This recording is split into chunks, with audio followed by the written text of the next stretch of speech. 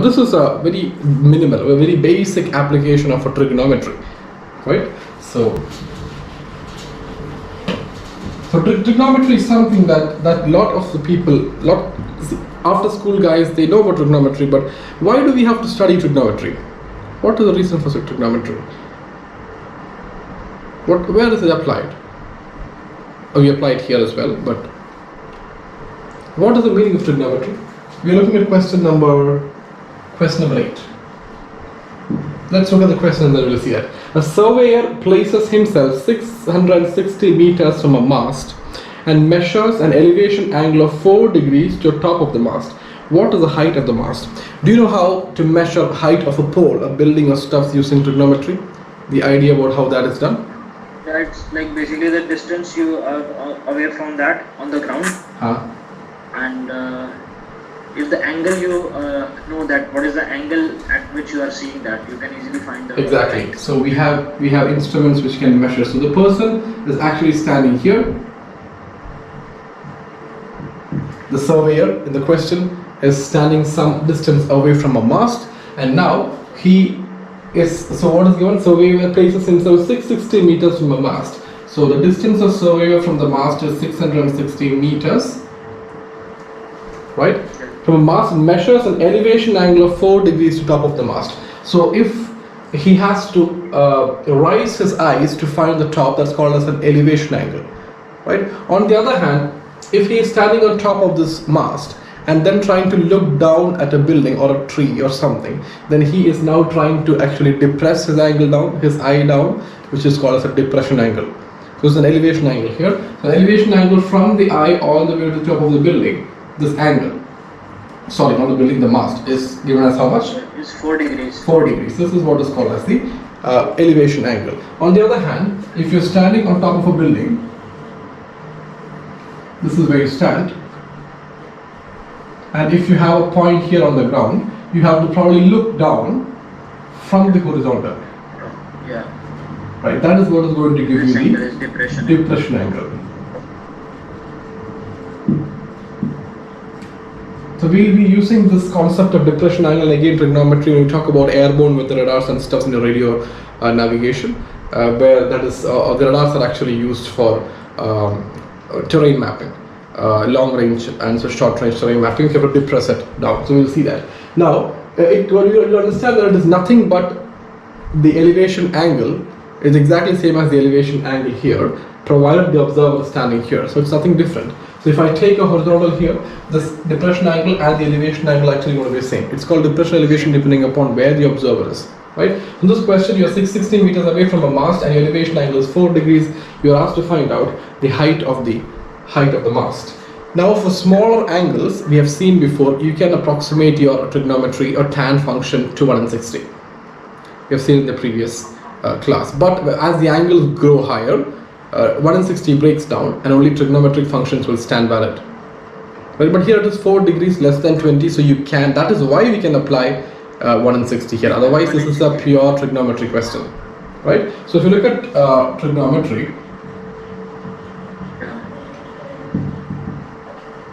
right? What is the meaning of trigonometry? What does it mean?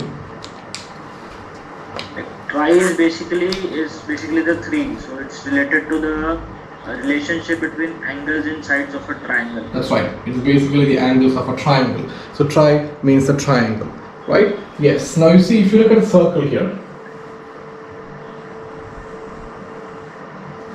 it's something that is like a cyclic.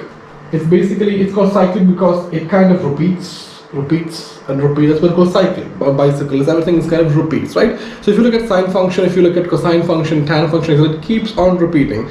The values repeat after a certain period of time. It starts from 0. So if you look at the sine function, it starts from 0, it reaches 90, 180, 270, 360, again reaches 0, it starts 90, 180. So this is what is called as one cycle, and time taken for one cycle is called as a time period. Right? That is why if I can actually take all these things twist, I can still make a circle out of it because it is just a cycle, right? So if you look at this particular circle, there's a particular point on the circle from where all the points of the circle are of equal distance, and that is what is called as the center of the circle. from where you keep the compass pointer, right? And now, if you take any given point on the circle, and if I draw the radius here, you can see if I join these 2 points, I can obtain a triangle. So you can see a cycle here, and then you can see a triangle. Now if I take a very next point here, imagine these 2 adjacent points, and again if I join these points here, I'm getting again triangle. So I can say that if I take this point and if I keep switching it, the triangles are going to come with me. Only thing is that this side is going to get shorter, and this side is going to get longer. Right? So on this side, if you check over here, this point, if I drag it all the way here, and if I connect it all the way, this is the I'll again get a triangle here, right? So you can see the circle is actually now made up of one of the corners of a triangle. If you keep rotating it throughout, you will get a cycle, provided you fix one of the corners and one of the sides. 2 corners, one side, and then you keep rotating the other corner, you do the whole cycle, right? So this is what is called as a polygon. Polygon is something which has multiple sides, and the smallest of all the polygons, we don't call it a polygon, it's a triangle, right? So polygon with the 3 sides is something called as a trigon, gone as in like polygon. So trigon, but this is trigonometry is concerning a triangle, and metric is like you might think it's like geometry. It's more like metric. It's more like measurement. Using the properties of a triangle to measure distances, measure heights and stuff. And that's how we have this trigonometry coming up, and it's widely used everywhere. Especially we try to identify right angle triangle, and we kind of induce trigonometry into it by different functions, right? So we have sine, then we have the which is the front of a sine, a cosine, what we call, right? And then we can actually combine those 2 using a tangent of a circle, which is like the tan function, and such kind of functions we can derive, right? So basic idea about trigonometry is required for navigation, but a detailed idea is not necessary. But there are a lot of students who have come to me who is not even aware of the basic ideas, like what is sine theta, cos theta. It's not their fault, because they probably might not have studied this. They might never have thought that they would be using this throughout, or maybe they must have forgotten because they have done this long back. But only basic idea is required. Yes. So how will you find out this using 160? We can imagine the situation as that we have traveled a distance of 660 meters. Alright. Like distance gone. Right. And the track error is of 4 degrees. What happens if the person keeps walking all the way towards the mast? What happens to the elevation angle? It reduces, like it increases. You just have to keep looking up more and more. You reach, you have to look all the way straight up, because you're very, very close here, right? Therefore, you can call this more like a distance to go, but there's nothing wrong in calling distance gone as well, because if you have come from here back, then that's a distance gone. But anyway, it's fine. It's distance gone. Distance off by distance gone into 60 is going to give you a track error. It's more not a track error here. The concept of track error is replaced by the elevation angle here of 4 degrees. And 4 degrees is right here. What is the distance gone? A distance gone is 660. What is this height? The height is what we call as distance off here, right? But distance off is what you have to find out, which is nothing but the height of the mast divided by what is distance gone? 660. 60 meters into 60. Right? How much is that? H is equals to 44 meters. Unit doesn't matter, because what 1 in 60 says is that for every 60 units, if you are x units off, the track error is x degrees. If it's 60 nautical miles and x nautical miles, will be x degrees. If it is 60 meters and x meters off, as long as both of them are meters, it doesn't really matter, right? So the height of the mast is 44 meters, right? So you can copy this figure. But basically, this is a pure trigonometry question. We can apply 1 in 60 here because the angle is smaller. If it's a trigonometry question, I would probably go with tan theta here, where I'll take tan 4 is equal to h divided by 660. Right? So that will be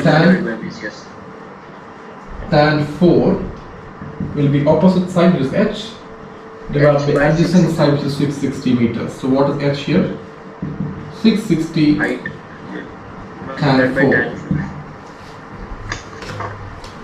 Yeah. It's 46.15. Yeah, 46.15. You see the difference here? It's 44 meters, 46.15. Now, there is a significant amount of difference. It's almost different by 2.15 meters. That is because the angle is smaller, but you're very closer. You're so close that you cannot take this distance equal to this distance. There is a difference here. Right? Usually 1 in 60 is we actually go off by 60 nautical miles, you go off by 40 nautical miles.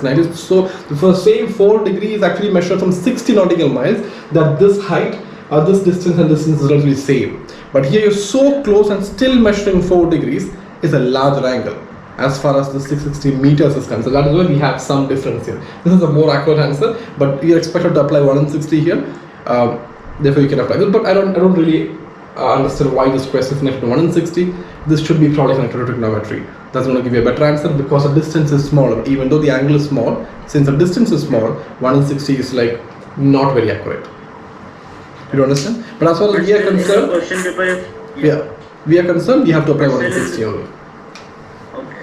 But still, if the question in question paper, if it comes, we have to solve it using 1 in 60. Yeah, in such questions, if it comes, they will particularly tell you that I'll ask you to apply 1 in 60. So basically they'll give you some kind of hint which will let you know that you have to use 1 in 60. We'll do such kind of questions a bit later, where they won't tell you that apply 1 in 60, but they'll use some values in such a way that you'll understand that you have to apply 1 in 60.